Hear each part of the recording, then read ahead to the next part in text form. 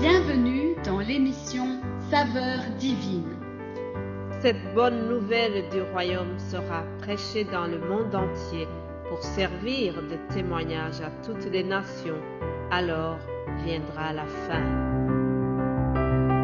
Ce pain céleste vous est présenté par Immaculée Niraneza.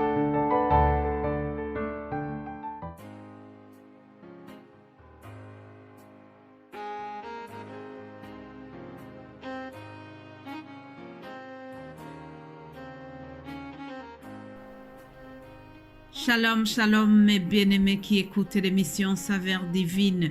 Que la paix de notre Seigneur soit avec vous. Bénissons le Seigneur ensemble qui nous donne encore une fois le souffle de vie aujourd'hui. Prions avant de commencer notre journée.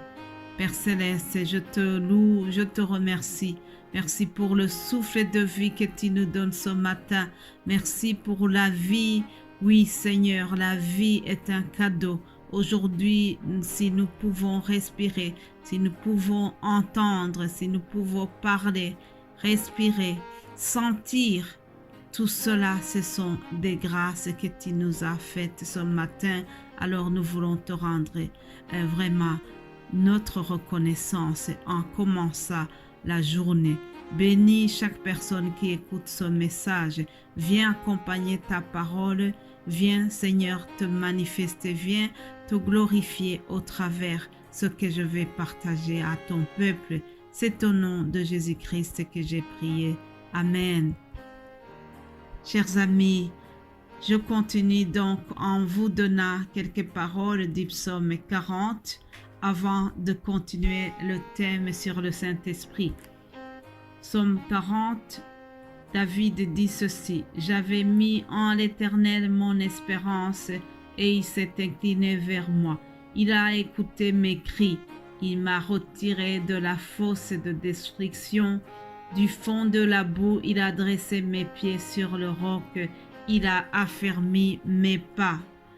Il a mis dans ma bouche un cantique nouveau, une louange à notre Dieu.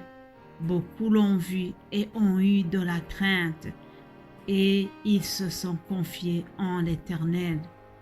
Heureux l'homme qui place en l'Éternel sa confiance et qui ne se tourne pas vers les hautains et les menteurs. » Voilà, chers amis, quelques paroles pour commencer notre méditation.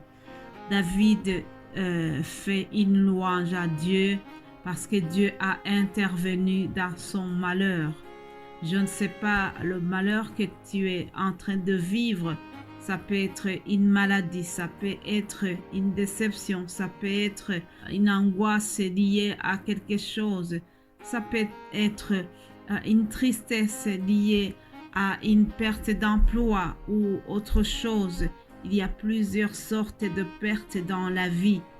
Je ne sais pas ce qui te préoccupe pour le moment, mais fais comme David. Mets ton espérance en l'Éternel.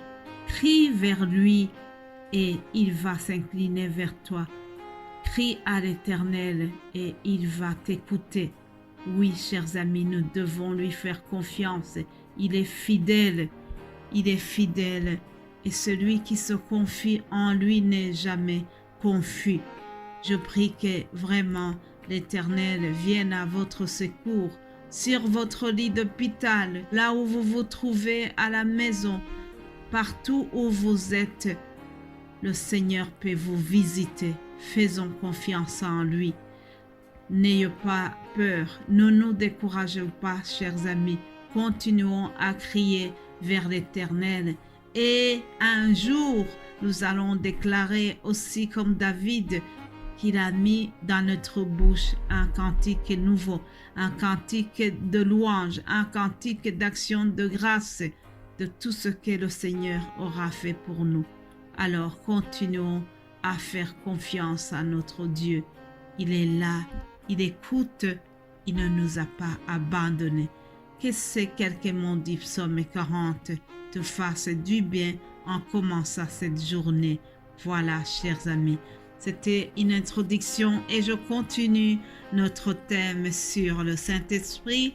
Hier, nous avons parlé de comment l'Esprit Saint a guidé Siméon, Siméon qui attendait l'arrivée du Messie, et Siméon, poussé par le Saint-Esprit, a été au temple, juste au moment où il y avait la présentation de l'enfant Jésus, parce qu'il a suivi l'impulsion du Saint-Esprit.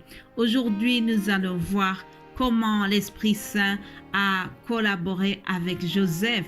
Ah oui, chers amis, depuis l'Ancien Testament, l'Esprit Saint est à l'œuvre.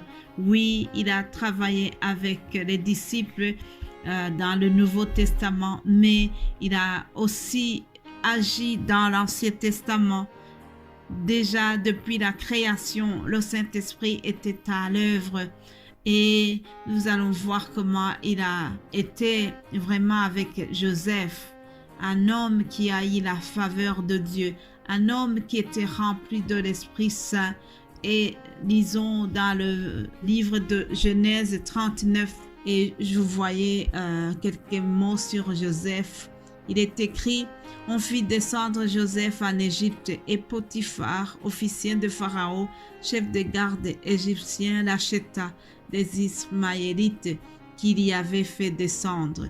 L'Éternel fut avec lui et la prospérité l'accompagnant. Il habitait dans la maison de son maître l'Égyptien. Puis au verset 4, nous lisons: Joseph trouva grâce aux yeux de son maître qu'il employa à son service et l'établit sur sa maison et lui confia tout ce qu'il possédait. Chers amis, nous avons un Dieu qui transforme le mal en bien. Les frères de Joseph l'ont haï, ils l'ont détesté, puis ils l'ont vendu comme esclave en Égypte. Arrivé là-bas, Joseph s'est vu vraiment dans la maison de chez Potiphar. Et là-bas, il a eu vraiment la grâce de Dieu. Il a eu une faveur de Dieu. L'Esprit Saint était sur lui. Il a trouvé grâce aux yeux de son maître. Mais bien avant tout cela, il avait traversé des choses difficiles. Il avait été mis en prison. C'est une histoire que je ne vais pas vraiment relater dans cet audio parce que ça prendrait beaucoup de temps. Mais ce que je vais souligner surtout, c'est comment, malgré tout, l'Esprit Saint accompagnait Joseph.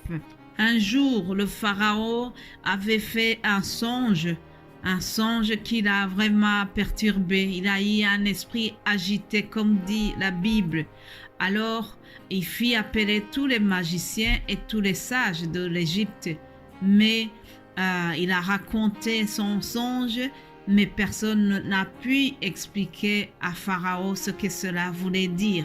Alors, ils se sont rappelés qu'il y a un personnage exceptionnel qui s'appelle Joseph. Ils ont été le chercher.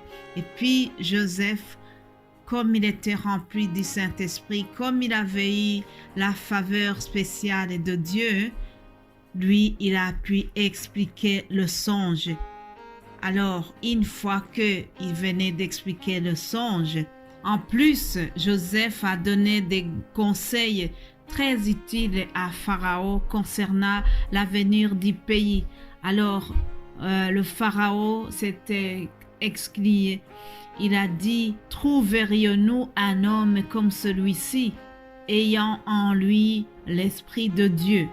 C'est ce que nous lisons dans le livre de Genèse 41, 38. Trouverions-nous un homme comme celui-ci ayant en lui l'Esprit de Dieu? Et Pharaon dit à Joseph: puisque Dieu t'a fait connaître toutes ces choses, il n'y a personne qui soit aussi intelligent et aussi sage que toi. Je t'établis sur ma maison et tout mon peuple obéira à tes ordres. Alléluia.